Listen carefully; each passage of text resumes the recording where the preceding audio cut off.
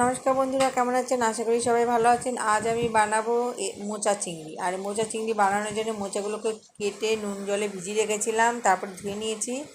আর এখন সেদ্ধ করবো বলে মোচার মধ্যে জল দিয়েছি, নুন আর হলুদ দিয়ে এবার সেদ্ধ বসিয়ে দিয়েছি। আর মোচা রান্না করার জন্য যে মশলা নিয়েছি আদা, জিরে আর লঙ্কা, এটাকে শিলনোড়ায় বেটে নেবো। আর এদিকে মোচাটাকে আমি সেদ্ধ বসিয়ে দিয়েছি, মোচাটা সেদ্ধ হয়ে এসছে।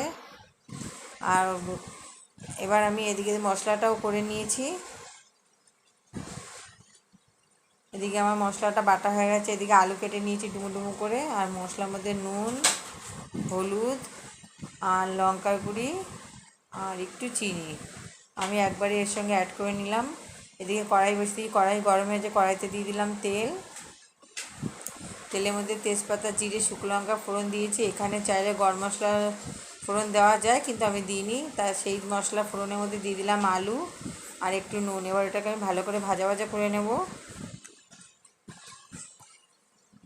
আমার আলুটা ভাজা ভাজা হয়ে এসছে। এবার ওই বেটে রাখা যে সমস্ত মশলা এক জায়গায় রেখেছিলাম সেইটাকে দিয়ে এবার কষিয়ে নেব। আমার কিন্তু এটা অনেকটাই কষা হয়ে গেছে। এই সময় আমি দিয়ে দেবো চিংড়ি মাছ। চিংড়ি মাছ ধুয়ে নুন হলুদ মেখে রেখেছিলাম। এই কষানো মশলার মধ্যে চিংড়ি মাছটা দিয়ে ভালো করে মশলাটাকে কষে নেব। চিংড়ি মাছটা যতক্ষণ ভাজা হয়ে যাবে ওই মশলার তেলেই। আমার এটা হয়ে এসছে, মশলা থেকে কিন্তু তেল ছেড়ে দিয়েছে। আমার এটা হয়ে এসছে। দেখুন, মেয়ে ফোন নিয়ে টানাটানি করছিল। দেখুন আমার এটা কিন্তু হয়ে গেছে। এবার আমি এই মোচাটাকে দিয়ে দিয়েছি, অতিরিক্ত জলটা ফেলে দিয়েছি। আমার মোচাটা অনেকটাই হয়ে গেছে।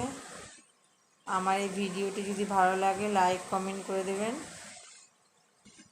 দেখুন কত সুন্দর লাগছে দেখতে। আর এই সময় দিয়ে দেবো একটু গরম মশলা আর একটু ঘিটা পুরো জমে আছে বলে চামচের থেকে ছাড়ছে না, দেখুন। এবার এটাকে আমি ভালো করে মিশিয়ে দেব। আমার মোচা চিংড়িটা একদম রেডি। এবার এটাকে আমি তুলে নেব। আমার এই ভিডিওটি আমি এখানেই শেষ করছি। আবার দেখাবো অন্য কোনো ভিডিওতে। ততক্ষণ ভালো থাকবেন, সুস্থ থাকবেন।